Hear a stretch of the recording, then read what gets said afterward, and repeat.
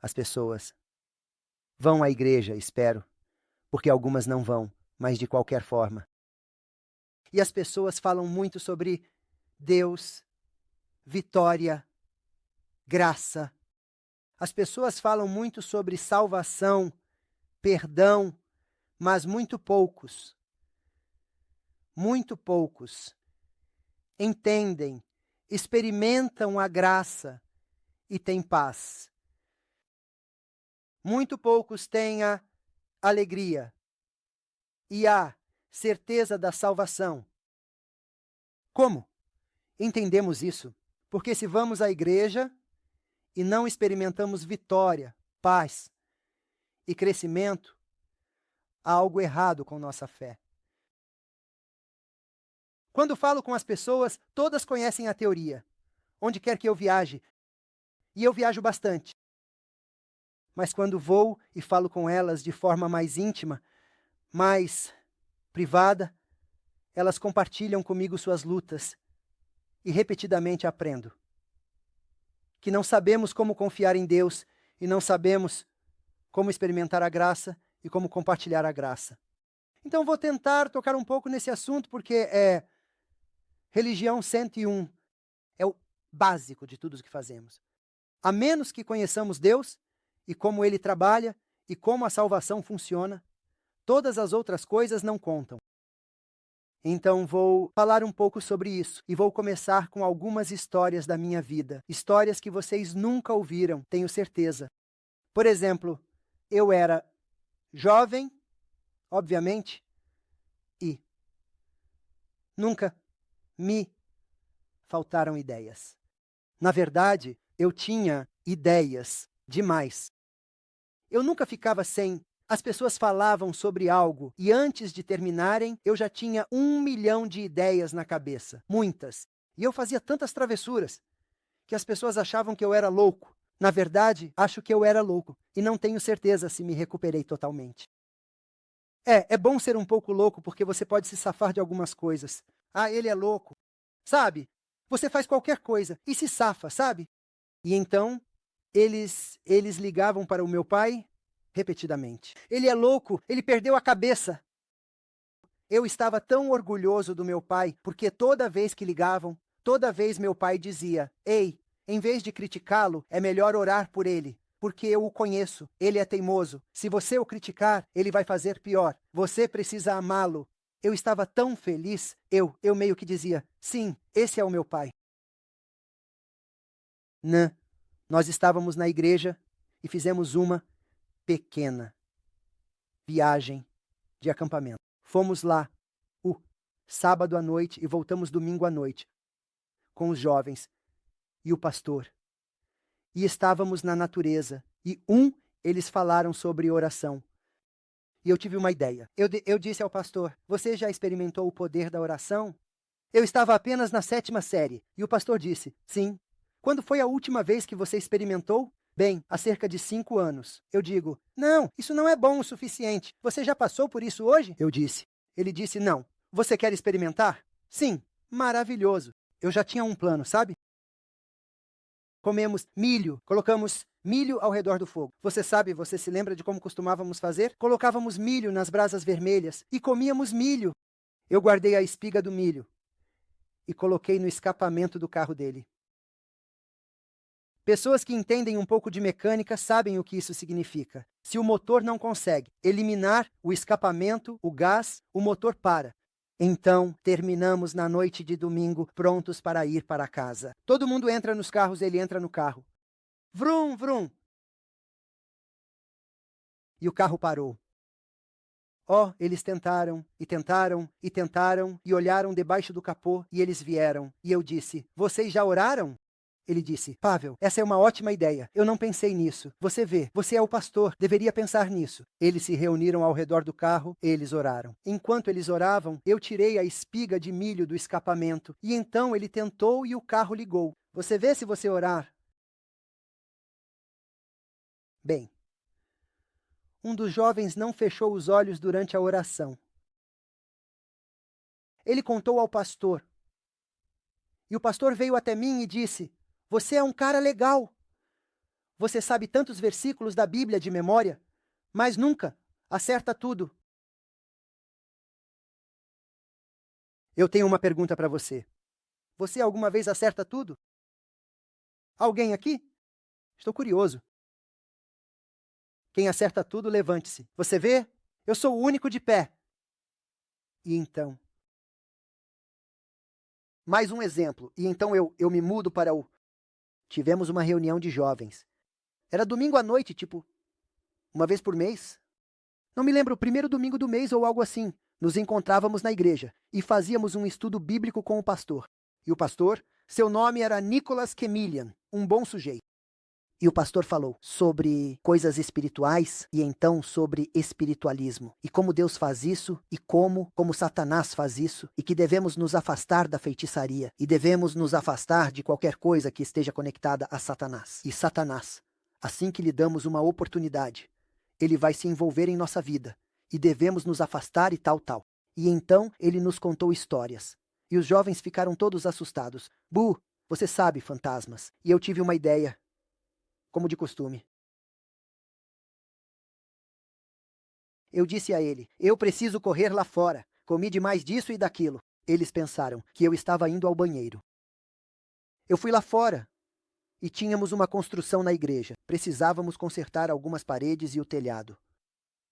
E na garagem havia ferramentas dos trabalhadores. Fui até as ferramentas. Peguei 3 tábuas de madeira. Uma tábua de madeira inteira. Outra eu cortei ao meio e coloquei 2 mãos. A outra eu cortei ao meio e coloquei 2 pernas. E então coloquei um chapéu. Coloquei uma fantasia dos trabalhadores que estava cheia de tinta e assim por diante. Depois coloquei um parafuso atrás do pescoço, uma linha de pesca. E ao sair da igreja, havia uma grande árvore de tilha. E joguei a linha de pesca por cima de um galho. Depois entrei na garagem. E puxei o espantalho para a árvore. E fiquei esperando lá. Quando a reunião dos jovens terminou, era por volta das 20h30. Eles saíram e estavam todos falando sobre Satanás. Assim que eles ficaram debaixo da árvore, eu soltei o susto. Estrondo. E então eu o esfaqueei a cerca de 60 centímetros no ar e comecei a puxá-lo para cima e para baixo, sabe? Oh, os jovens começaram a gritar e correram direto de volta para a igreja. Pastor, ore por nós. Satanás está na árvore. E o pastor diz, onde está Pavel? E eles olham ao redor. E eles dizem, ele não está aqui. E o pastor diz, não há necessidade de oração. Não era Satanás.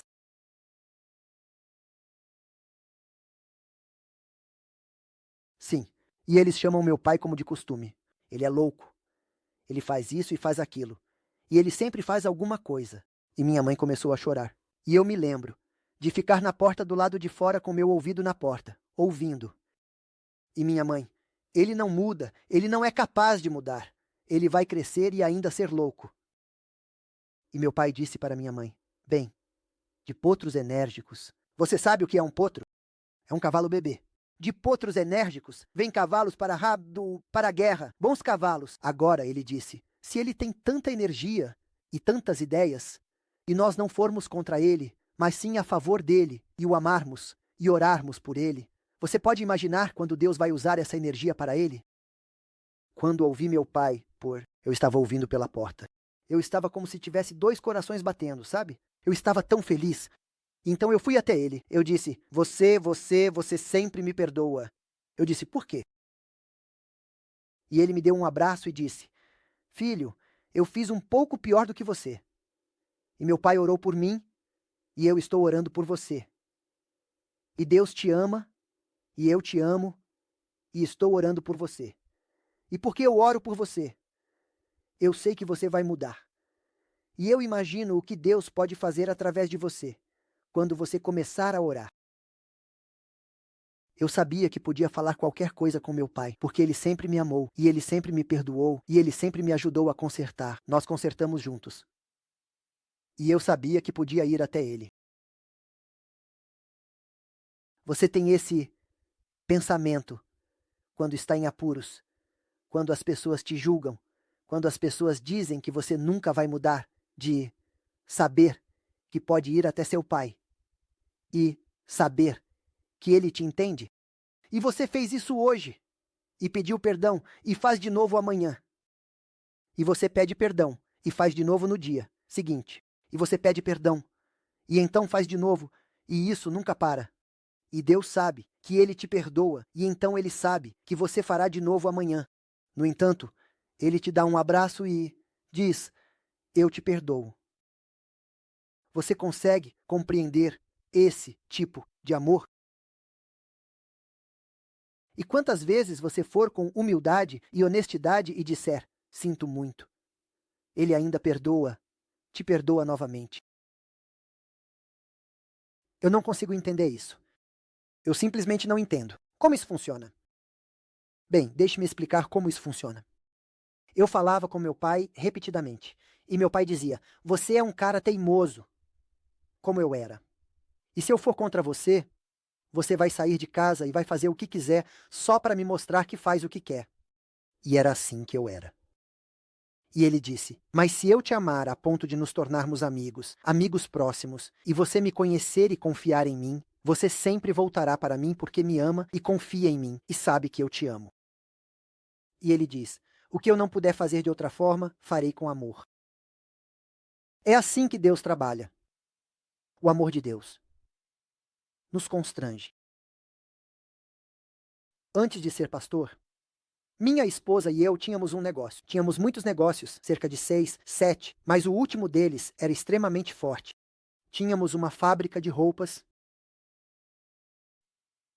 Depois de pagar salários, impostos e todas as despesas, ganhávamos 40 mil, 50 mil reais por dia. Todo dia, nós podíamos comprar 2 carros novos, com a renda de um dia. Ganhávamos muito dinheiro, tanto dinheiro, que quando eu chegava em casa foi um dia ruim, nunca vou esquecer. Eu trouxe para casa 25 mil. Minha esposa disse: o que há de errado com você? Você trouxe apenas 25 mil reais hoje? Porque eu tinha dias em que trazia 60 mil, 70 mil reais por dia. Tínhamos dinheiro. Tínhamos um jato. Toda quinta-feira. Não era nosso avião, não me entenda mal, mas ele nos esperava em Caransebeş, em uma das cidades, e me levava para Bucareste. E o piloto me levava para Bucareste, e lá eu visitava 11 fábricas. E esses nomes não significam nada para você, mas eu ia a essas fábricas e conhecia os diretores de cada uma delas. E eu tinha longos caminhões de 18 rodas, muitos, de cada fábrica indo com material de tecido, para minha casa, cruzando o país. E nós transformávamos todo esse material em produto e o vendíamos por toda a Romênia, por toda a Alemanha, Bélgica, Holanda. Tínhamos trabalhadores, tínhamos contrato com a Alemanha. Apenas um contrato da Alemanha poderia nos render cerca de 2 milhões por mês. Você consegue entender isso? Então nós, sim, estávamos lá. E naquela época, o vizinho ao lado, eu estava deste lado da rua. Tínhamos uma casa gigantesca. Eram 9 quartos. Era em formato quadrado. E no meio disso, no meio da casa, havia um pátio e uma fonte no meio da casa. E naquela época, do outro lado da rua, à direita, estava a igreja adventista, nossa igreja. E à esquerda, havia uma família diferente. Eles tinham um pequeno negócio de costura, mas não tinham trabalho, nem dinheiro, nem comida. Eles estavam falidos, totalmente falidos. O cara era absolutamente terrível. Ele batia na esposa todos os dias. E ele batia nas suas filhinhas. E chegava bêbado na adventista. E ele saía com mulheres. E quero dizer, toda vez que eu o via, eu sentia como: ah! Você sabe? Se eu tivesse o poder, eu o bateria 3 vezes por dia em vez de 3 refeições por dia. Entenda bem, amigo. Quero dizer, você quer brigar? Brigue com alguém do seu tamanho. Não brigue com sua esposa.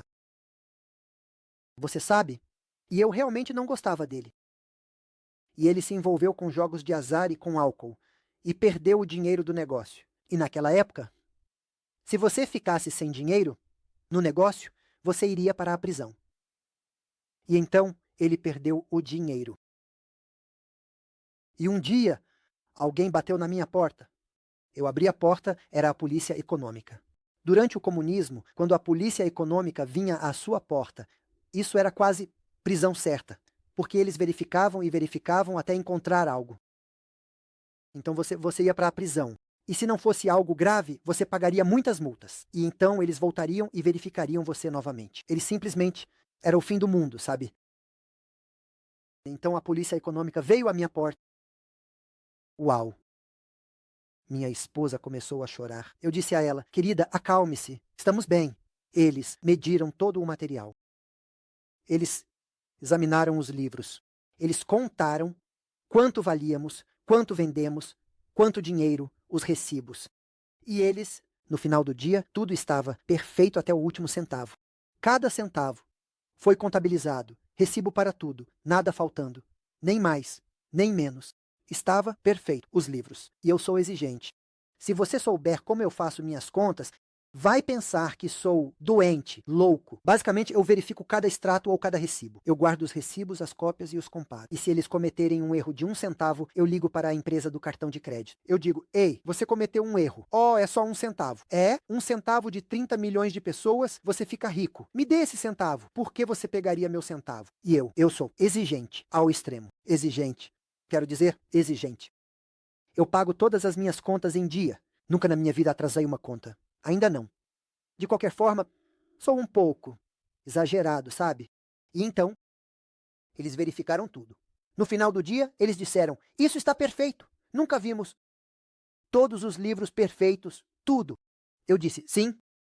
Eu estava tão orgulhoso. Eles terminaram? Eu disse: vocês terminaram. Se eu tivesse dado um presente antes, pensariam que estou tentando suborná-los para ficarem quietos quando encontrarem problemas. Vocês não encontrariam nenhum problema. Deixei vocês terminarem. Agora, quando dizem que tudo bem e estão indo embora, quero dar um presente a vocês. Eles disseram: por que você faria isso? Porque poderíamos ter terminado com sua vida se tivéssemos encontrado um problema. Porque eu tenho um grande salário e vocês têm um salário pequeno e vocês lutam. Quero dar um presente a vocês por graça.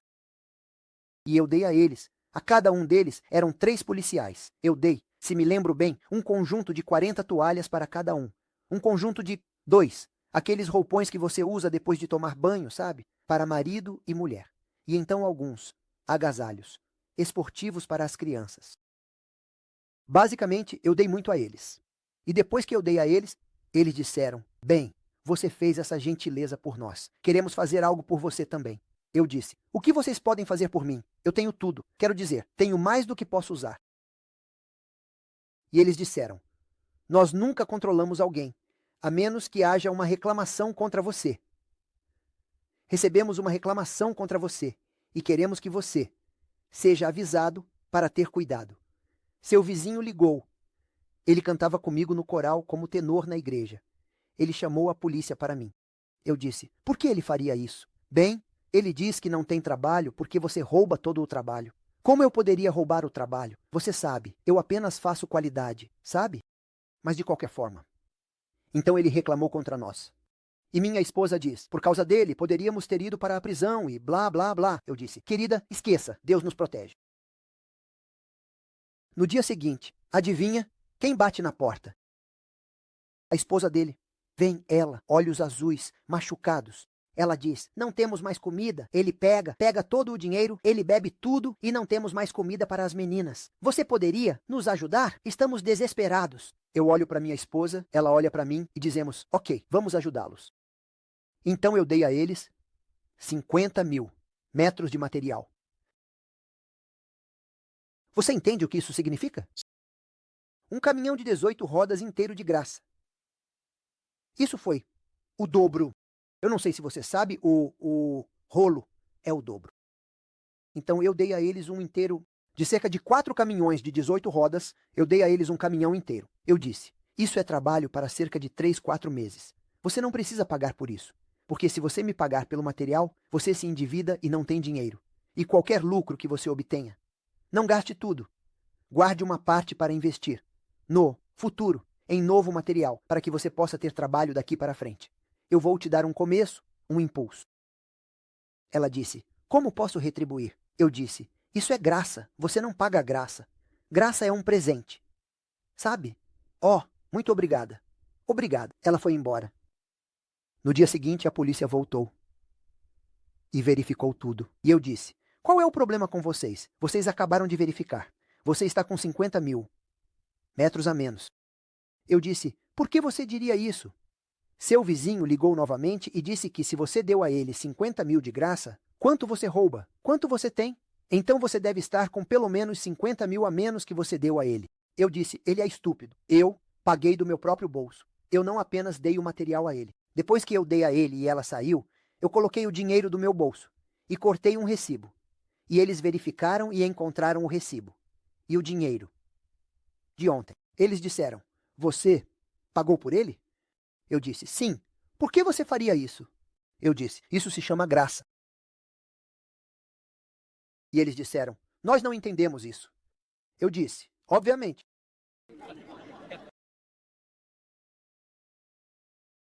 E eles foram embora novamente. Mas então, eles voltaram para ele. Eles disseram: você recebeu 50 mil. Queremos ver se você fez todos os recibos corretamente. Adivinha o quê? Ele vendeu a maior parte e apostou. Ele estava sem dinheiro, não tinha dinheiro para cobrir isso. Então eles o levaram para a prisão. A esposa dele veio chorando. Ela disse: o que eu vou fazer agora? Minha esposa olha para mim. Eu disse: vamos pagar a fiança, vamos tirá-lo de lá. A esposa diz: não, ele não merece. Olha o que ele fez conosco. Eu disse: querida, nós merecemos? Alguém merece algo de Deus? E eu contei a ela como meu pai me trataria. E ele diria: você não merece, mas eu te trato assim porque te amo. Porque é assim que Deus me trata, e eu quero te mostrar como Deus é. Então vou te tratar da maneira que Deus me trata, para que você conheça Deus através de mim. Então minha esposa concordou. Pagamos a fiança para ele. Levamos ele para casa e depois pagamos o que faltava em material que ele vendeu do nosso material. E então ele bateu na esposa porque ela veio à nossa porta para reclamar e pedir ajuda. Bem, eventualmente ele deixou a esposa e, acredite, ela ficou melhor sem ele. Ele não está na igreja, né? Ele deixou a igreja. Sua esposa, após muitos anos, se casou novamente. Ela está feliz e está na igreja. Então deixe-me perguntar, ele merecia, né, a graça? Não. Deveríamos nós tê-lo ajudado? Você pode ajudar alguém que causou tanto dano à sua vida? Alguém que tornou sua vida miserável e lhe causou dor? E você está magoado e sofre? Você pode perdoar e ajudar alguém que faz isso com você? Não responda porque eu não quero que você minta. Como a graça está funcionando? O perdão é uma teoria. Como ele funciona? Como Deus está tratando você? Como você trata os outros? Seu cônjuge, seus filhos, seus vizinhos, seu inimigo, seu chefe? Como você os trata? Porque a maneira como você trata as pessoas fala sobre que tipo de cristão você é. Deixe-me explicar como isso funciona. Ao longo da Bíblia, consistentemente, eu tenho um estudo, e nesse estudo eu mostro repetidamente vários versículos no Antigo e vários versículos no Novo Testamento, onde repetidamente Deus diz: misericórdia eu quero, não sacrifício. E Jesus também diz isso aos fariseus: vocês não ouviram o que foi dito? Que eu quero misericórdia, não sacrifício. E sacrifício, na linguagem deles, não significava que você sacrificasse um cordeiro. Era o nome para as cerimônias, para os rituais no templo. Todos os rituais eram chamados de sacrifícios. Basicamente, tudo o que faziam no templo. E Jesus lhes diz: eu não preciso do que vocês fazem no templo. Vocês não fazem isso por mim, vocês fazem por vocês. O que eu quero que vocês mostrem o amor que estou mostrando a vocês. Você entende? Na verdade, em Isaías ele diz: quando você ora, eu viro minha cabeça. Quando você vai à igreja, eu não suporto suas assembleias. Isso é o que eu quero. Eu quero que você mostre amor, misericórdia e bondade. Esse é o teste ácido do cristianismo. Se você realmente ama a Deus, deve amar seu próximo. E não apenas seu próximo, mas seu inimigo. É fácil amar aqueles que te amam. Não é grande coisa. Me dê um Mercedes e eu te amo. Mas é difícil amar aqueles que te odeiam. A menos que você ame aqueles que te odeiam. Você nunca entendeu o cristianismo. Jesus diz: ame seus inimigos. Você consegue fazer isso? Como isso funciona? Vamos pegar um exemplo da Bíblia. Pedro veio a Jesus e Pedro disse: Senhor, quantas vezes devo perdoar meu irmão que pecou contra mim? Até 7 vezes? E Jesus diz: não, não, não, não. 70 vezes 7. E então Jesus fala sobre como o perdão funciona. Está no mesmo versículo, no mesmo parágrafo. Quando Jesus diz 70 vezes 7, Jesus diz: é assim que o perdão funciona. A palavra, portanto, em grego, conecta o que estava antes com o que vem a seguir. Portanto, e por causa disso, é assim que... Você me acompanha? Portanto, é assim que você perdoa. É assim que o céu funciona. É como um rei que queria acertar contas com seus servos. E você conhece a história do servo infiel, sem misericórdia. Servo. Você se lembra da história? O servo devia 10.000 talentos. E o mestre o perdoou. E então ele não perdoou o outro. Você conhece a história, não é? Ok. Bem, deixe-me fazer algumas perguntas. De onde vem o número 70 vezes 7? Alguém? Hein? Vamos falar sobre isso. Os fariseus disseram que você precisa perdoar 3 vezes. Pedro queria mostrar que ele é generoso. Bem, os fariseus, Jesus disse 3 vezes, mas eu digo 7. E Jesus diz, não.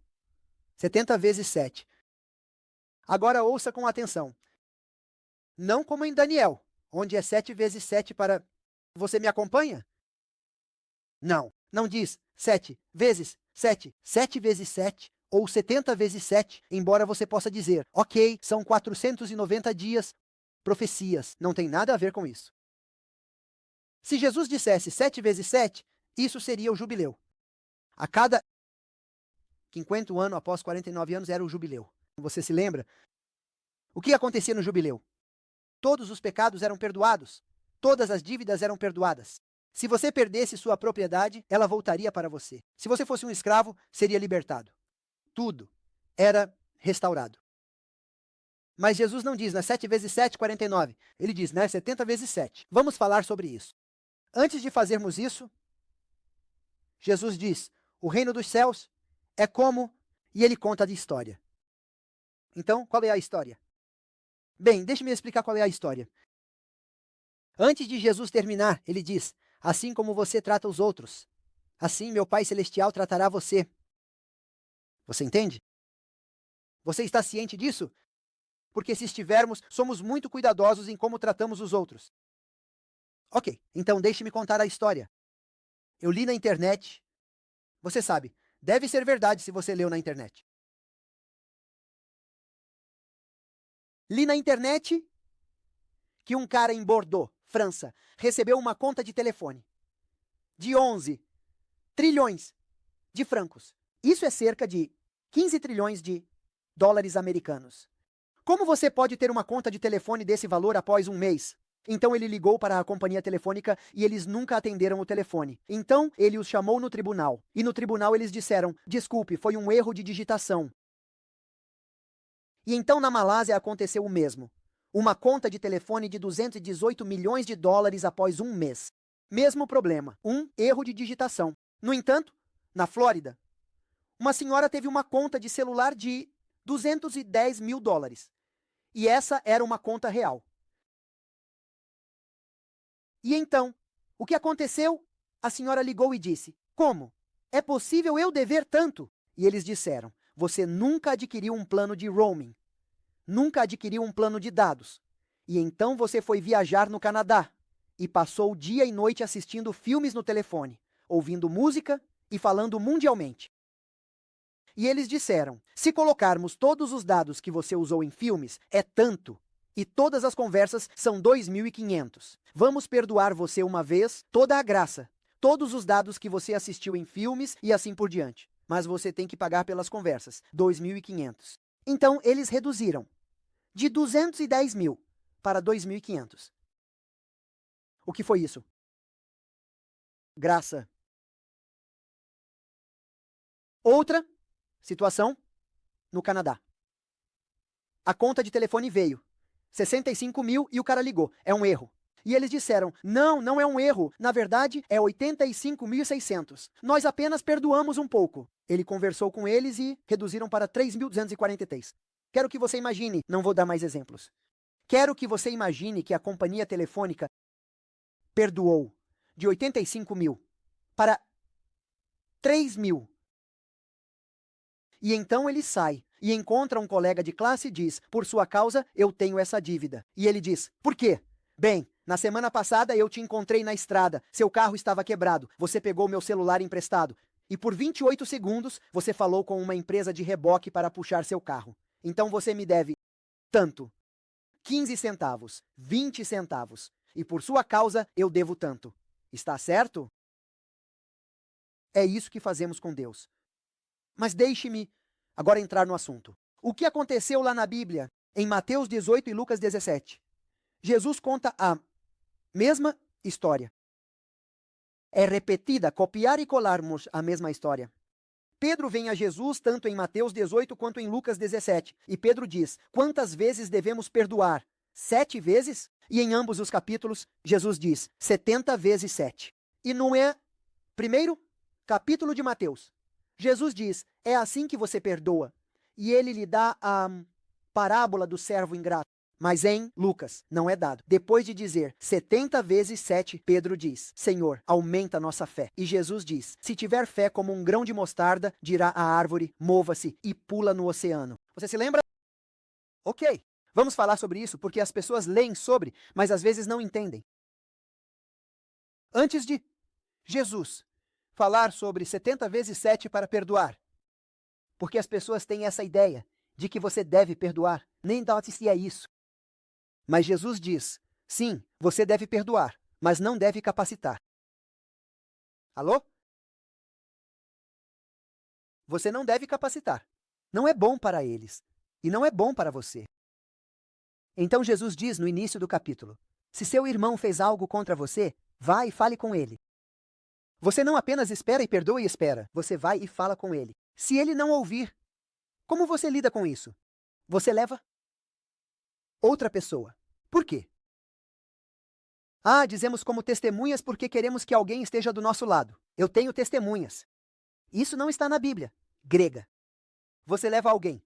Na Bíblia grega por 2 razões. O grego implica, número 1, para que saibam que isso é um assunto sério, mas número 2, para garantir que você não está sendo parcial, porque toda história tem 2 lados. Não é apenas o seu lado, ele pode ter um lado. E Deus quer que seja justo.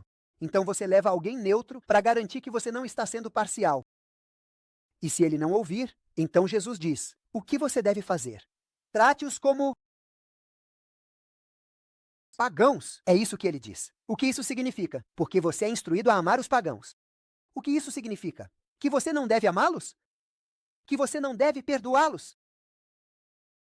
Na cultura hebraica, tratar alguém como pagãos significava que você colocava limites, fronteiras. Você pode fazer tanto negócio com eles, pode interagir até certo ponto. Depois disso, não é possível. Basicamente, quando alguém faz algo, você os ama, mas coloca limites para que não possam fazer novamente. Você entende? Você não permite o pecado. Você perdoa o pecado, mas impede o pecador de repetir. E depois disso, Pedro diz, bem, quantas vezes? Os fariseus dizem 3 vezes, devo dizer 7? Eu sou tão gracioso, 7 vezes. E Jesus diz, não, 70 vezes 7. Porque se você não perdoar, seu pai não o perdoará. Então, onde Jesus está com o número? Ouça com atenção. Na Bíblia, Caim matou seu irmão, Abel.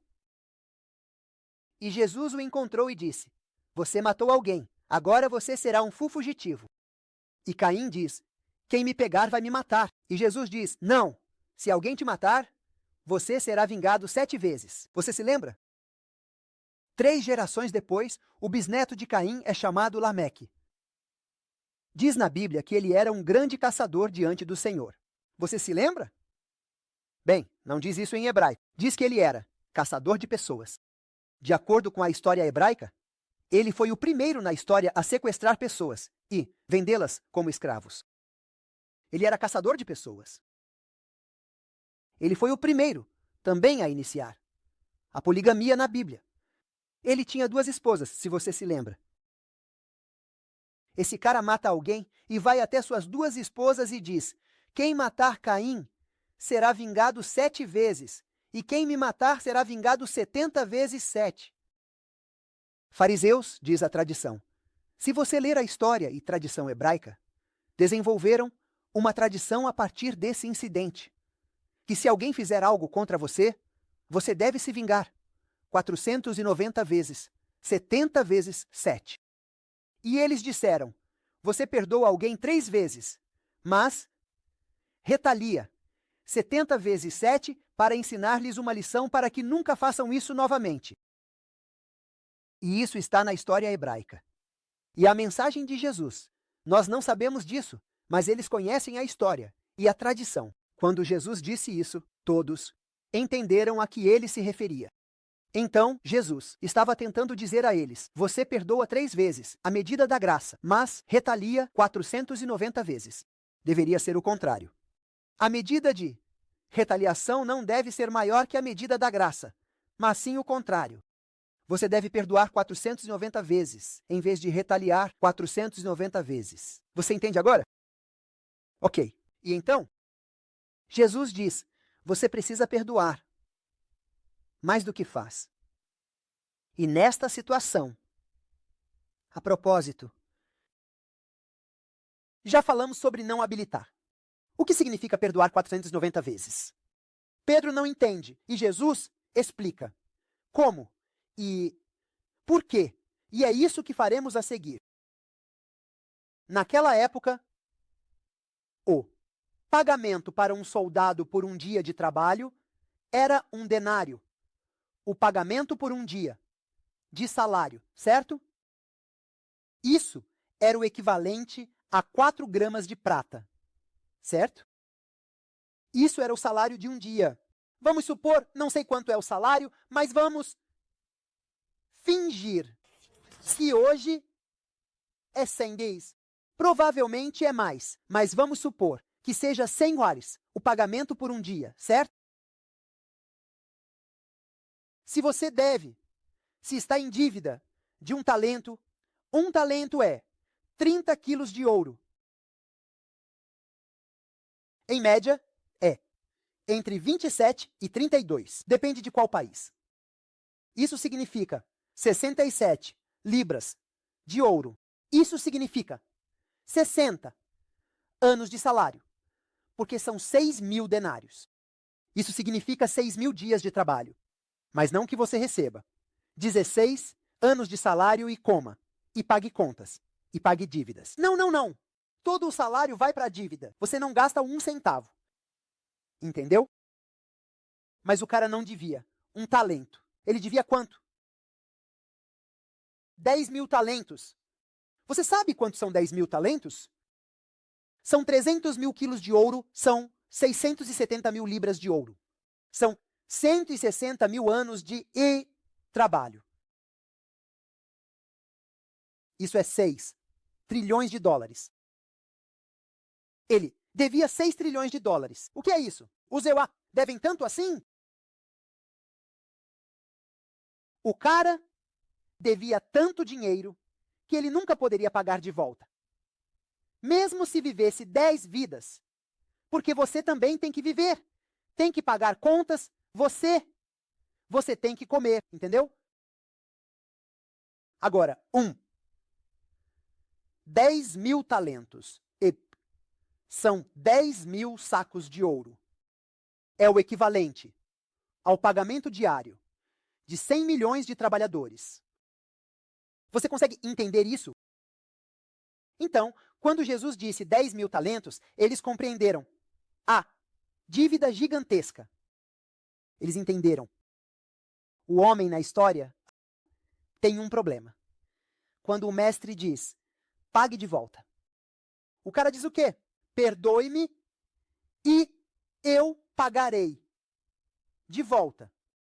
Alô? Perdoe-me e eu pagarei de volta. Se você é perdoado, você é perdoado. Você não precisa pagar de volta porque você é perdoado. Isso é graça. Se você paga de volta, significa que você não foi perdoado porque são obras. Ele não entende como a graça funciona. Perdoe-me, graça, e eu pagarei de volta, são obras. O maior problema que ele tem é que ele é um membro da igreja. Ele é um israelita. Ele é um membro da igreja. Ele pensa que entende a graça. Ele diz, perdoe-me, mas então ele tenta pagar de volta. Eu vou pagar de volta. E essa é a razão pela qual ele não estende graça aos outros, porque ele nunca entendeu a graça por si mesmo. Como você pode dar o que não tem? Você nunca pode compartilhar graça com alguém antes de entender e experimentar a graça, você mesmo. Além disso, não apenas ele não entende como a graça funciona, e não tem paz, nem vitória, nem graça para os outros. Não apenas ele não entende como a graça funciona, mas ele não entende o quanto deve. Ele está totalmente alheio à magnitude de sua dívida. Como você pode dizer, eu vou pagar de volta? Quero dizer, você precisaria viver 160 mil anos, sem comer e sem pagar contas e pagar cada centavo para quitar isso. Como você pode pagar isso? Como você pode pagar o perdão de Jesus? Como você pode pagar o sangue de Jesus? Como você pode pagar a eternidade no céu? Como no mundo você pode pagar isso? Ele diz, eu vou pagar de volta. Ele não entende quanta graça ele recebeu. E essa é a razão pela qual ele é incapaz de estender qualquer graça de alguém. Bem, deixe-me explicar um pouco mais. Quero dizer, imagine, se você tem essa dívida, no cartão de crédito, você também paga juros. Só os juros você não consegue pagar, além da dívida. Você entende o que estou tentando dizer? É ridículo dizer, eu vou pagar de volta. Agora, no caminho de volta para casa, depois de ser totalmente perdoado, e no grego não diz, eu te perdoo. No grego diz, eu perdoo e pago por você. Isso significa não apenas que eu perdoo o quanto você me deve, mas qualquer coisa que você deva a qualquer outra pessoa, porque se eu te perdoar, ainda assim, aquele cara e aquele outro vão te jogar na prisão. Não só eu te perdoo, mas vou pagar sua dívida com todos a quem você deve, a ponto de quando você sair desta sala, não dever nada a ninguém. Você está totalmente perdoado, completamente livre de dívidas. Deus não só te perdoa pelo que você fez contra ele, mas por tudo que você fez. Quando ele sai daquela sala, perdoado de uma dívida tão gigantesca, ele encontra seu amigo, que lhe deve 100 denários. Isso equivale a 3 meses e 10 dias de trabalho. Então ele deve 160 mil anos. E não perdoa o cara que deve 3 meses. Bem, deixe-me explicar um pouco. Deixe-me mostrar a imagem. Ele deve isso. E o outro cara lhe deve, literalmente, uma mão de prata. Você entende? Sim. Bem, deixe-me explicar ainda melhor. Eles carregavam os denários, as moedas, em sacos de 60 libras, 67 libras, de ouro em cada saco. Para pagar essa dívida, você precisa de 10 mil sacos, porque cada saco é um talento. Você precisa ter 10 mil sacos. E se você tiver pessoas carregando 10 mil sacos, um atrás do outro, tocando-se, você precisa de 5 milhas de pessoas, uma atrás da outra, para pagar a dívida. E o outro cara deve. Isso. É isso. Ele não entende o quanto foi perdoado. E é por isso que ele não perdoa o outro. Nós não entendemos a graça. Nós não entendemos como a graça funciona. Perdoe-me e eu pagarei de volta. Pedimos perdão a Deus e no seguinte, tentamos fazer algo para nos sentirmos bem e sermos salvos. Pare de tentar. ganhar e se sentir bem. Comece a aprender a amar. Vamos supor, vamos apenas fingir que você perdeu seu emprego, perdeu sua casa, perdeu seu carro, perdeu tudo. Você não tem dinheiro, você não tem comida, você não pagou a eletricidade, você não pagou a mensalidade, você qualquer coisa. Você está quebrado, seus sapatos quebraram, suas roupas rasgaram, você está acabado. Você não tem comida, nem mesmo uma maçã ou uma banana. Vamos supor que seu vizinho seja Bill Gates e ele é um multibilionário, certo? Ou outra pessoa. Não Bill Gates, não me importo. Você vai até ele desesperado e diz: eu preciso de dinheiro, eu preciso de trabalho. Por favor, me ajude, me dê algum trabalho. E ele diz: você quer ajuda ou quer dinheiro? Ou quer trabalho? O que você quer? Ah, eu quero que você me ajude, me dê trabalho. Você entende o que estou tentando dizer? Ele diz: bem, se eu te der trabalho, eu realmente não estou te ajudando. Você diz: sim, está. Ele diz: ok, vamos jogar o seu jogo. Quanto você quer ganhar? Você diz: que tal 25 por hora? Ele diz: ok. Vá limpar minha entrada porque nevou ontem à noite. Você limpa a neve por 2 horas. E ele te paga $50.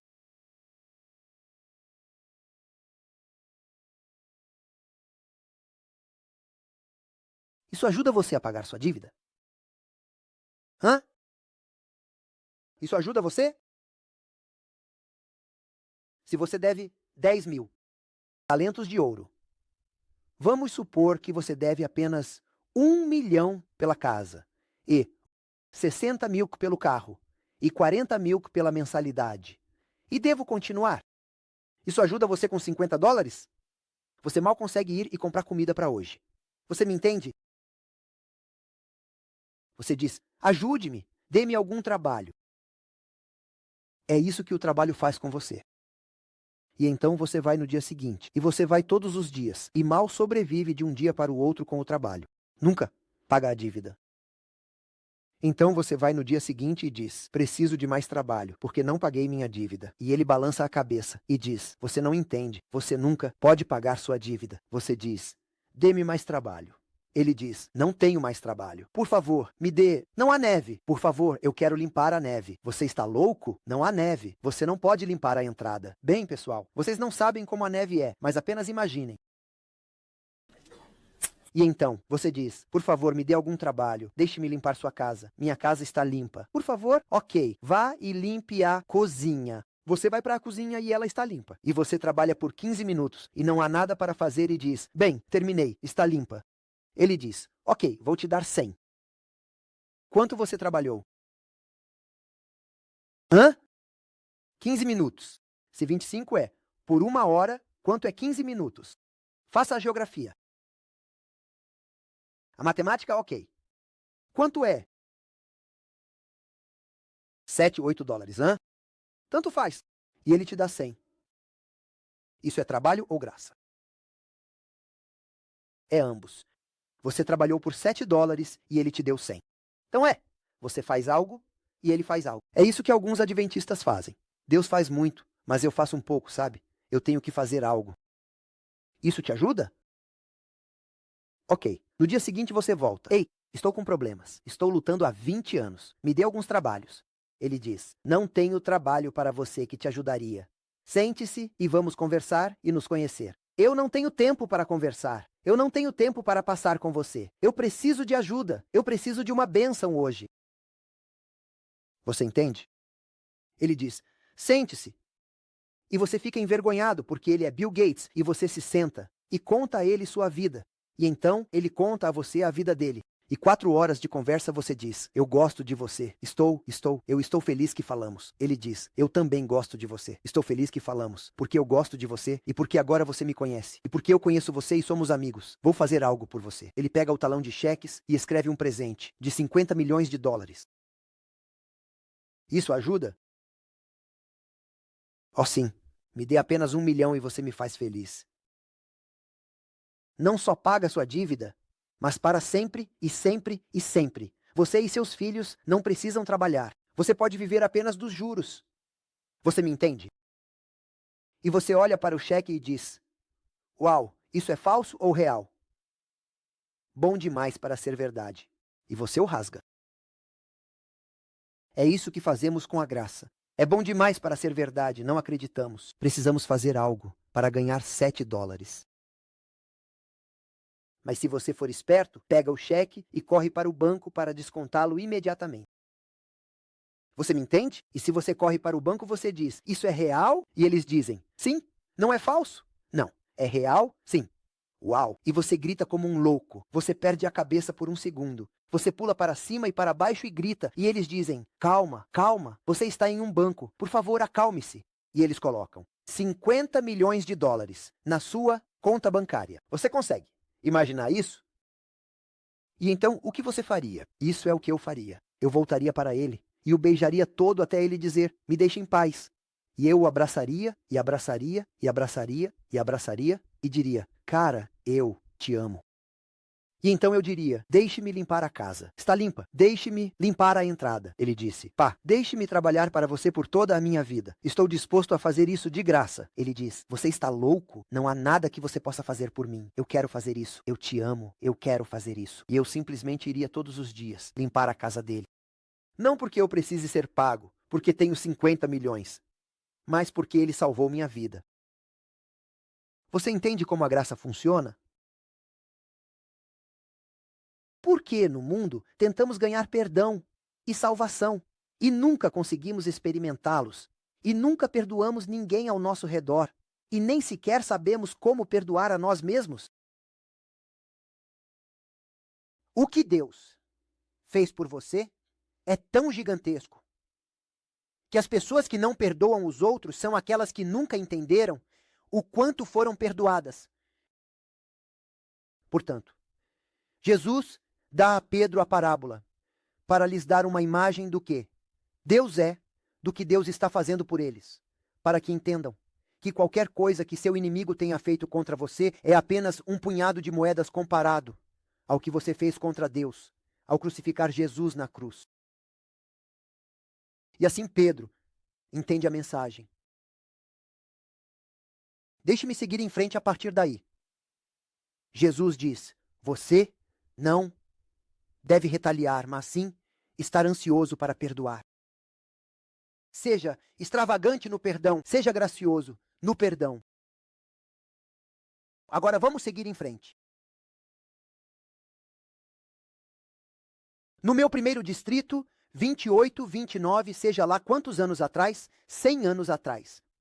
No meu primeiro distrito, eu costumava ser engenheiro e eu costumava. Terminei a construção e terminei a faculdade de Direito.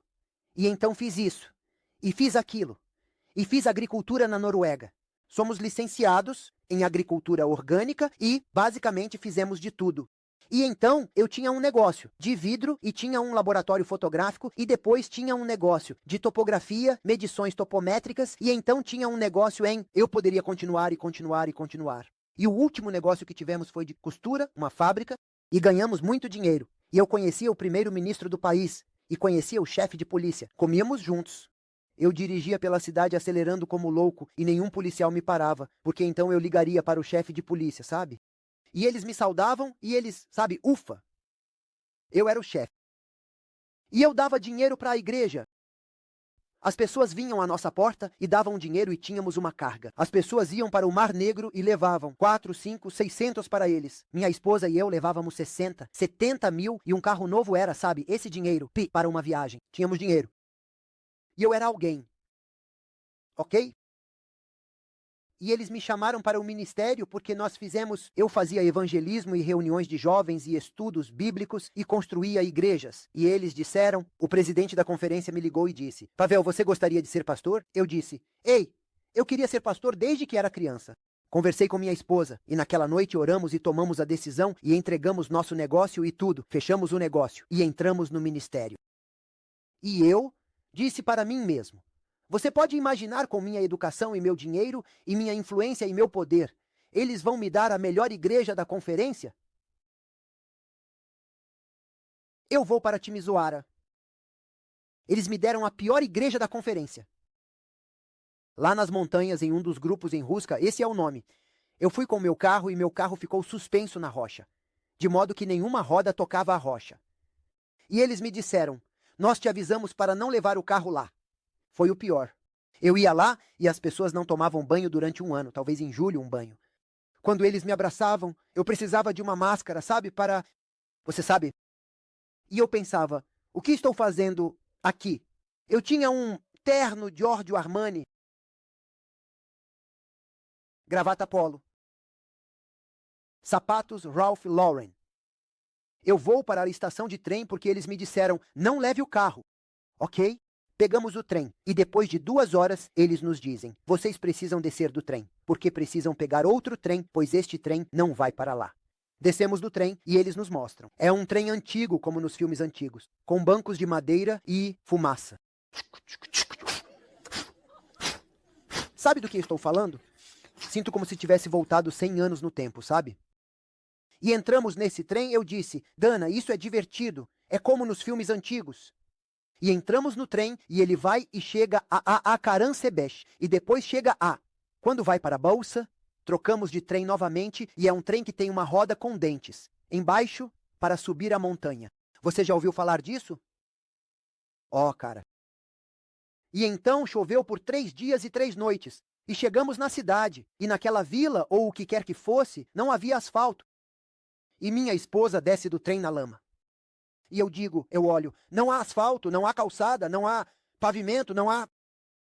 E eu estou com sapatos Ralph Lauren e o trem começa a se mover e minha esposa diz, desça do trem. Eu disse, onde devo pisar? Apenas desça do trem. Eu coloco um sapato e ele afunda na lama. E o trem começa a se mover e eu coloco o outro sapato. E quando levanto este, o sapato fica na lama e a lama entra. E eu perdi a paciência e disse algumas palavras feias e ela diz, calma, você é um pastor agora. Eu estava tão bravo. Por que diabos eles me enviariam? Eles não sabem quem eu sou? E eu entro na igreja. E o cara vem até mim, ele era realmente grande. Quando eu digo grande, quero dizer que ele era grande. Ele vem até mim e me dá um abraço. Quando ele me abraçou, eu fiquei tipo... E eles nem sabiam falar romeno. Você precisa de tradução de romeno para romeno, sabe? A maneira como eles falavam lá na montanha era diferente de como eu falava, sabe? Eu odiava aquele distrito no começo e minha esposa me diz, querido, você não deveria ser pastor. Por que você diz isso? Você não sabe como amar as pessoas.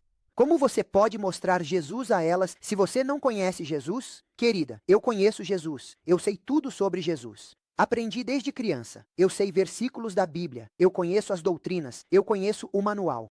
Ela diz, não, não, não, não, não, não. Querida, eu vou à igreja. Eu guardo o sábado. Eu como de forma saudável. Eu até canto no coral. Ela diz, você não conhece Jesus, querido. A menos que você saiba amar essas pessoas, você nunca servirá a Jesus. Você precisa se decidir. Eu não gostava mais dela. Mas fiquei quieto. Porque não queria dormir no sofá, sabe? Então, um cara vem até mim. Ele é vermelho e é grande. Diz, jovem, aqui eu sou Deus. E eu aprendi com meu pai que eu não conheço o medo. Na Bíblia, em Apocalipse 13, aqueles que têm medo não serão salvos. Na escola, quando ensinaram sobre o medo, eu faltei a aula, então eu não conheço o medo. E então, quando ele disse, eu sou Deus, eu disse, eu sou Pavel, prazer em conhecê-lo, Deus. Ele disse, você está zombando? Eu disse, sim. Você está brincando. Sim. E você não está? Como pode dizer que é Deus? Para você, eu sou Deus. Eu demiti 17 pastores antes de você. Aquele cara trabalhava para a segurança. Como a KGB na Rússia, na Romênia, era chamada de segurança. E aquele cara era pago pela polícia para monitorar a igreja e informar à segurança quem trouxe bíblias, quem disse o que na igreja. E toda vez que um pastor o contrariava, ele chamava a polícia e o pastor era ou transferido ou demitido. Ele também colocava algumas pessoas na prisão. E aquele cara foi o ancião-chefe por 41 anos, quase 42 anos. E a igreja não o elegeu como ancião. E a polícia veio e trancou a igreja. E disse, se vocês querem ter uma igreja, coloquem-no como ancião. Então eles o colocaram de volta. E a polícia abriu a igreja. Ninguém tinha poder contra ele. E aquele cara veio até mim e disse: Eu sou Deus, você faz o que eu digo. Se você me contrariar, está fora. Bem, bem, bem. Quando ele disse isso, eu cheguei perto dele e disse: Tenho medo de que você esteja fora. Ele disse: O quê? Eu disse: Você me ouviu. Ele perdeu a paciência. Ele começou a gritar e ele cuspia quando gritava. Eu disse: Fique longe porque eu não tenho um guarda-chuva. E aquele cara ficou realmente bravo comigo. Nos meus primeiros 3 meses como pastor, ele os tornou tão miseráveis que eu odiava minha vida. Ele distorcia cada sermão, interpretava mal minhas palavras, ligava para o que na conferência e a união. Ele me deu um tempo difícil. Ele me xingava. Ele me chamava de estúpido. Ele me chamava de vaca estúpida. Imagine isso. E eu costumava ser alguém. Ele literalmente transformou cada dia meu em um inferno vivo. Eu o odiava. E Maria me disse: Querido, Deus te enviou aqui por causa dele. Você precisa amá-lo. Eu disse: Como você pode amar Satanás? Você está aqui por ele. Você precisa salvá-lo. Eu disse: Satanás não pode ser salvo. Deus o ama. Eu disse: Já basta. Se Deus o ama, ele não precisa que eu o ame. E Maria disse: Querido, madame, a menos que você saiba como amá-lo, você nunca será um cristão. Eu disse: É melhor você amá-lo e me deixar em paz. Bem, querido, você é o pastor. Lembra? Ah, eu não gostei disso. E ela disse: Deus te trouxe aqui por causa dele, porque Jesus disse: Perdoa-os porque não sabem o que fazem. E Jesus amou aquelas pessoas que o perseguiam. E Jesus quer que elas sejam salvas. Ele quer que elas sejam salvas. Deus te enviou aqui por ele, não pelos bons. Eu disse: Não, esse cara não pode ser salvo. E então Maria olha para mim e diz: Então Deus o enviou aqui por você. Você precisa se arrepender. Eu disse: Do que você está falando? E ela disse: Você não é um cristão. Se você não sabe amar essas pessoas, você não é um cristão, muito menos um pastor. Você precisa se arrepender ou parar de ir à igreja. Você nunca poderá mudar ninguém porque você não entende. E eu sabia no meu coração que minha esposa estava certa, mas eu não gostei nem por um segundo, porque eu odiava aquele homem. E eu tentei orar por ele, e eu não conseguia nem orar por ele, dizendo seu nome. Eu diria: Deus, ajude aquele cara malvado. Porque eu o odiava com paixão. Ele é vermelho e é grande. Diz: Jovem, aqui eu sou Deus. E eu aprendi com meu pai que eu não conheço o medo. Na Bíblia, em Apocalipse 13, aqueles que têm medo não serão salvos. Na escola, quando ensinaram sobre o medo, eu faltei a aula, então eu não conheço o medo. E então, quando ele disse: Eu sou Deus, eu disse: Eu sou Pavel, prazer em conhecê-lo, Deus. Ele disse: Você está zombando? Eu disse: Sim. Você está brincando? Sim. E você não está? Como pode dizer que é Deus? Para você, eu sou Deus. Eu demiti 17 pastores antes de você.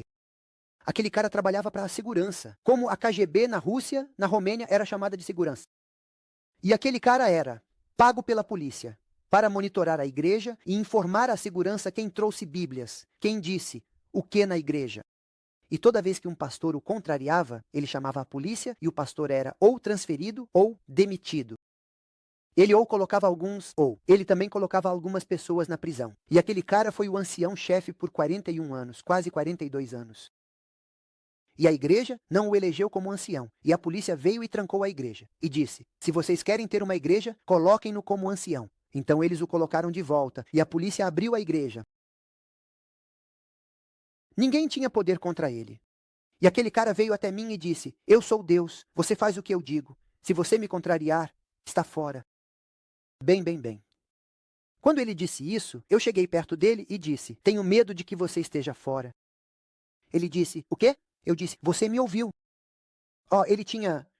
Ele perdeu a paciência. Ele começou a gritar e ele cuspia quando gritava. Eu disse: Fique longe porque eu não tenho um guarda-chuva.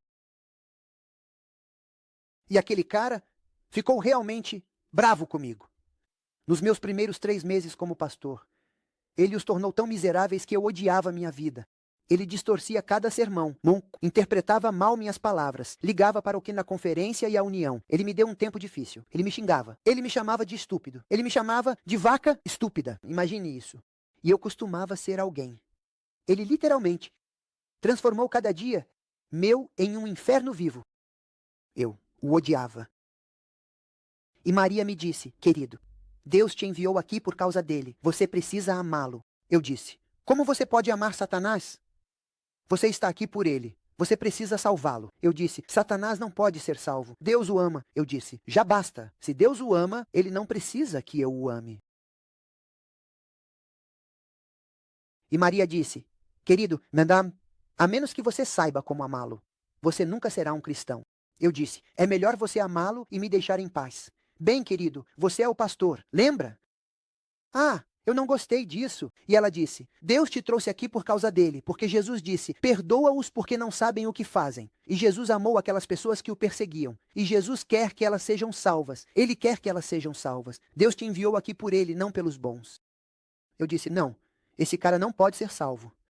E então Maria olha para mim e diz, então Deus o enviou aqui por você. Você precisa se arrepender. Eu disse, do que você está falando? E ela disse, você não é um cristão. Se você não sabe amar essas pessoas, você não é um cristão, muito menos um pastor. Você precisa se arrepender ou parar de ir à igreja. Você nunca poderá mudar ninguém porque você não entende. E eu sabia no meu coração que minha esposa estava certa, mas eu não gostei nem por um segundo, porque eu odiava aquele homem. E eu tentei orar por ele, e eu não conseguia nem orar por ele, dizendo seu nome. Eu diria, Deus, ajude aquele cara malvado. Porque eu o odiava com paixão. E Maria diz, você precisa orar para que Deus te ajude a se arrepender. Não aquele que fez algo contra você, mas você. Porque nada acontece por acaso. Mas se Deus permitiu que acontecesse, significa que você precisa aprender uma lição. Deus permitiu para que você cresça. E quando você passar na aula, então Deus não vai repetir a aula. Se você passar pela mesma dor repetidamente, significa que você não passou na aula. E Maria me disse, você precisa aprender a amar essas pessoas. Eu fui para o meu quarto e disse, Senhor, perdoe-me, não a ele, e me ensine a amá-lo. E me ensine a me comportar como Jesus, da maneira que meu pai me tratou. E quando comecei a orar por ele com paixão e a trabalhar por ele, eu disse, Senhor, eu o perdoo, e por favor me perdoe, e me ajude a salvá-lo. Eu comecei a finalmente sentir o poder e a presença de Deus no meu ministério pela primeira vez. E minha esposa disse, isso não é suficiente. Eu disse, o que você quer mais? Eu estou orando por ele. A esposa diz, você precisa dar a ele a sua vida. Eu disse, o quê? Ela disse, você sabe do que estou falando. Seu pai te ensinou melhor. Então eu fui orar e comecei a chorar. E eu disse, Senhor, tira a minha salvação e dá a ele. Não me tire deste distrito antes de salvar aquele cara. E foi a primeira vez que eu realmente senti o poder de Deus de uma maneira que eu não conseguia descrever. Eu me levantei da oração e eu sabia com certeza que Deus havia respondido àquela oração. E eu liguei para uma igreja e disse, pessoal, vocês precisam amá-lo. Eles disseram, você está brincando? Ele colocou tantos de nós na prisão, ele demitiu tantos pastores, ele nos causou dor por mais de 40 anos. Você está brincando? Como poderíamos amá-lo? Sofremos, somos afetados, nossas famílias, meu filho esteve na prisão. Como podemos amá-lo? E eu disse, a menos que vocês o amem, não deveriam mais vir à igreja, deveríamos fechar a igreja. E eu os convoquei para uma reunião de oração toda quarta-feira à noite, especificamente para orar por ele. E toda a igreja começou a orar por ele. Bem, tive dificuldade em convencê-los, mas de qualquer forma. E oramos por ele mais e mais e mais e mais. E então tivemos um comitê de nomeação. E eles me perguntaram, o que devemos fazer? Eu disse, não me perguntem, perguntem ao Senhor. Bem, sabemos que o Senhor diz para não elegê-lo, mas a polícia vai fechar a igreja. Então, não deveríamos ter uma igreja. Meu Deus pode mantê-la aberta. Se ele permitir que seja fechada, significa que nem temos uma igreja de verdade. Temos apenas uma forma. Mas se Deus quiser que esta igreja fique aberta, ela permanecerá aberta. Então, a eleição aconteceu. E eles não o elegeram como ancião. Quando lemos a lista do púlpito, e ele não era o ancião principal, ele estava sentado naquela área, no lado esquerdo, na segunda fila. Ele se levantou, vermelho, e apontou o dedo para mim. Jovem, hoje eu vou te demitir. Ele era o exterminador, você sabe, Schwarzenegger. Hoje vou acabar com sua vida e sua liberdade. E naquele momento, Ele caiu, teve um ataque cardíaco na igreja. E ele viveu mais 5 dias. Levaram-no para o hospital. Disseram que foi um ataque cardíaco massivo. O dano ao coração é tão grande que não podem consertar. Mandaram-no para casa para morrer. Minha esposa disse, vá visitá-lo. Eu disse, ok. Ela disse, não volte para casa antes de salvá-lo. Ele não morreu porque Deus quer salvá-lo. Mas Deus nunca chamará sua atenção de outra forma. Eu disse, ok. Eu orei e disse, Senhor, ajude-me, porque eu não sei como salvar este cara. Fui até ele, orando, e Deus me inspirou. E sabe o que eu fiz? Para ele, eu disse, vim pedir perdão. Ele disse, por quê? Eu causei danos a você. Eu fiz tudo contra você. Você não fez nada contra mim. Eu disse, não, você não sabe. Eu te odiei no meu coração. E vim pedir perdão. Ele olhou para mim e disse, você é o primeiro a fazer isso. Todo pastor me odiava, mas ninguém jamais pediu perdão. E eu disse, sinto muito. E quero orar por você. Ele diz, filho, você é um bom rapaz. Eu aprecio, mas não ore por mim, porque o Espírito Santo me deixou há muito tempo. Quando fiz este pacto com Satanás para vender a igreja por dinheiro, o Espírito Santo me deixou. Eu disse, como você sabe que o Espírito Santo te deixou? Você guarda o Espírito Santo em uma caixa e olha na caixa e está vazia. Ou o quê? Como você sabe? Ele disse, bem, é tarde demais para eu ser. Como você sabe? Bem, eu não sinto. Você não sente o Espírito Santo. Não é eletricidade. Uau, eu sinto o Espírito Santo.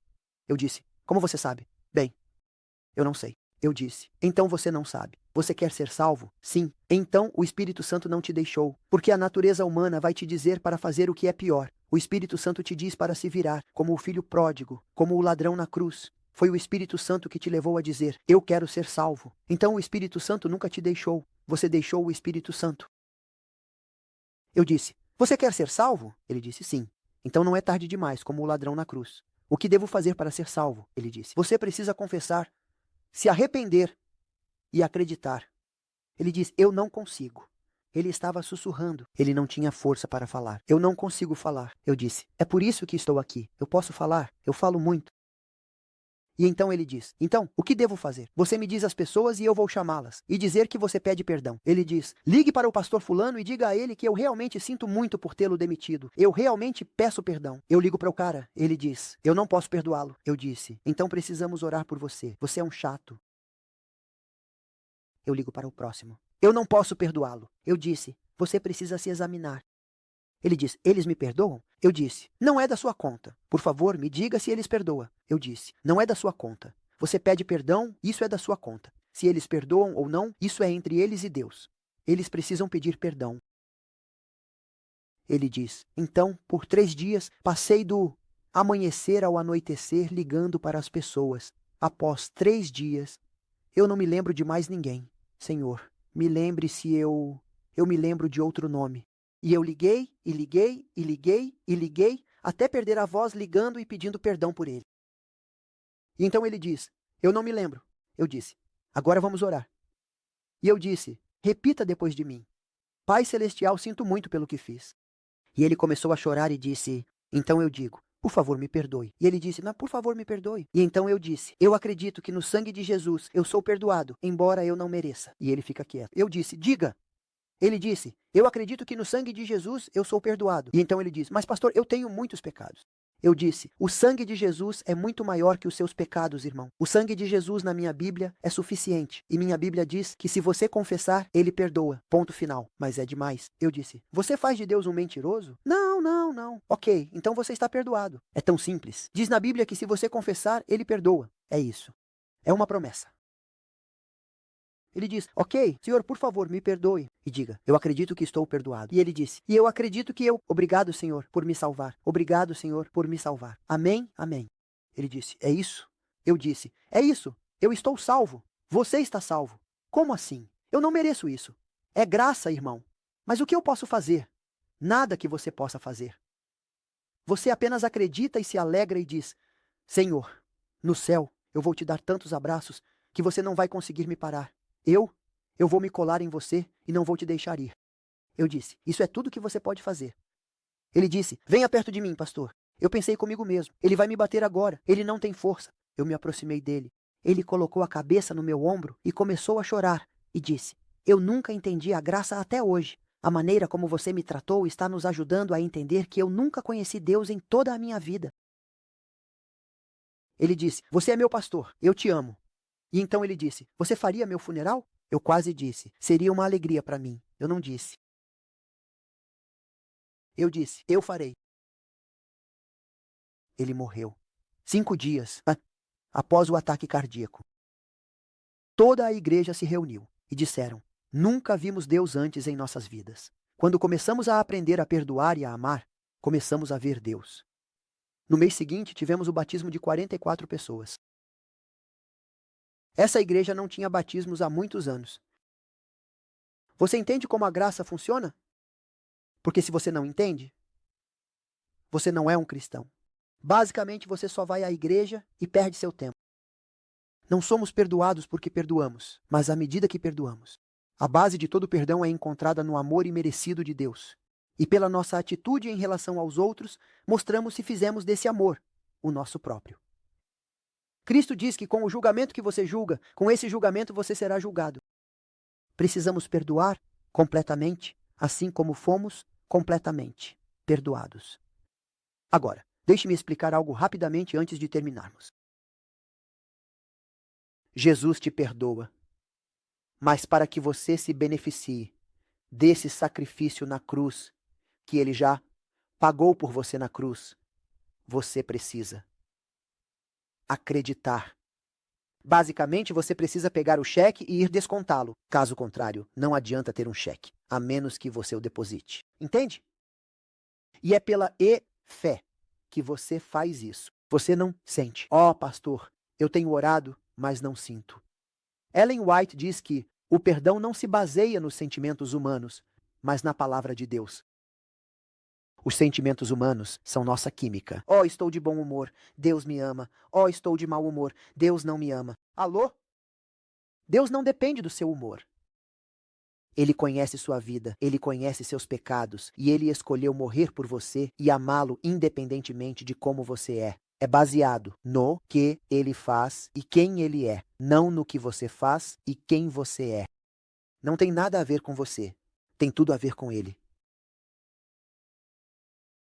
À medida que você mantém seus olhos na cruz, quanto mais você o conhece, e quanto mais você reflete sobre ele, e quanto mais você entende sua graça e perdão, e salvação e eternidade, e todos esses dons incríveis, mais você entende, mais você fica maravilhado, e você sabe que não pode retribuir. E quanto mais seu coração se derrete, e você começa a amá-lo, e quando você começa a amá-lo, você começa a amar as pessoas. Então, se você não ama as pessoas, isso significa que você nunca entendeu a cruz. Entende? Portanto, a solução não é tentar amar as pessoas, mas começar a entender a cruz. Você precisa voltar seus olhos para a cruz e passar tempo com Jesus. Vamos então profetizar neste desejado de todas as nações, aos pés da cruz, enquanto refletimos sobre seu sacrifício, sobre sua graça, sobre seu dom. Quanto mais refletimos, mais o conhecemos, e somos transformados sem esforço humano à sua imagem. Então nos tornamos como ele, e então aprendemos a amar. Portanto, o verdadeiro teste do cristianismo é como você trata os outros. Porque quando você trata os outros da maneira que Jesus te trata, isso significa que você tem um relacionamento com Cristo e entende o que ele fez por você. Porque se você entende uma gota do que ele fez, está fazendo ou fará por você, você não tem problema em perdoar 100 denários. Você entende? E foi isso que Jesus disse a Pedro. Nosso tempo acabou. Eu queria continuar a te contar o que significa lançar a árvore no oceano, mas não hoje ou não agora. Ouçam, pessoal. A solução para cada situação na vida não é resolvendo o problema. Pare de procurar soluções. A única solução é conhecer Cristo. Quando Satanás te ataca, quando você tem um problema de trabalho, um problema de saúde, um problema familiar, um problema com o carro, qualquer problema, Satanás não precisa do seu carro. Satanás não dirige. Ele não precisa do seu emprego. Satanás não trabalha. Ele não precisa da sua família. Ele não é casado. Satanás está atrás da sua fé. E ele está usando essas coisas para afetar seu relacionamento com Deus. Então, em vez de tentar resolver esses problemas não são o seu verdadeiro problema. Seu verdadeiro problema é que você não conhece Cristo. Você deve parar de se concentrar nesses problemas e começar a consertar o relacionamento, porque quando você conhece Cristo, todas essas coisas se tornam estranhamente insignificantes. Quando você conhece Cristo, todos esses problemas se tornam tão pequenos porque você sabe que Ele sabe e Ele te ama. E você passa tempo se concentrando nele. E quando você se concentra nele, você tem paz, e você tem alegria, e você tem graça, e você o conhece, e você confia nele. Ele, ouça com atenção, ele mantém em perfeita paz aquele cujos olhos estão focados em você. Se você mantiver seus olhos focados nele, ele te mantém em perfeita paz. É disso que precisamos. Você entende? Isso é religião. Não é o que você faz. É quem você conhece e o quanto você conhece. Portanto, Jesus diz que a vida eterna é conhecer Jesus, é conhecer Deus. Pessoas que conhecem a Deus, elas podem passar pela água, elas podem passar pelo fogo, Deus pode fazer qualquer coisa através delas, porque quanto mais conhece a Deus, mais Ele pode trabalhar em você e através de você. E é disso que a igreja precisa. A maior necessidade que temos é ter um relacionamento com Cristo. Vamos nos concentrar nisso a partir de agora. Vamos fazer disso o objetivo da nossa vida. Disse que Davi era um homem segundo o coração de Deus. Por quê? Você lê no versículo. Na primeira parte do versículo ele diz, ouça, Davi propôs. Diz em uma tradução. Em uma tradução diferente diz, decidiu, determinou, mas em Hebreus diz, programou seu coração para buscar e conhecer o Senhor. E então ele diz, ele era um homem segundo o coração de Deus. Quando você programa sua mente como um computador, que este é o objetivo, esta é a razão, esta é a minha vida, é por isso que eu vivo. Eu não vivo para ter um emprego ou para... A razão pela qual eu vivo é para conhecer Jesus, e eu quero conhecê-lo, e quero conhecer seu sofrimento, e conhecer sua morte, e conhecer sua ressurreição, e quero ser um com ele. Paulo, após 29 anos servindo ao Senhor, depois do caminho para Damasco, quando foi chamado como profeta, até ele escrever este versículo, são 29 anos. 29 anos depois, ele ainda diz, e eu quero conhecê-lo. Fazer do objetivo da sua vida. Conhecer a Deus, isso é o cristianismo. Davi programou sua mente. Eu vivo para isso. Eu como para isso. Eu durmo para isso. Eu morro por isso.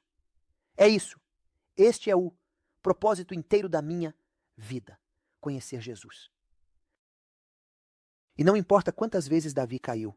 Toda vez ele se levantava e dizia, perdi o foco por um segundo, vou me concentrar novamente. Esse é o objetivo da minha vida. Eu programo minha mente. Eu vivo para isso. Pessoas que fazem isso, elas experimentarão Deus como ninguém mais. Você não precisa se preocupar com vitória. Não precisa se preocupar com crescimento. Não precisa se preocupar com salvação. Você não precisa se preocupar com nada.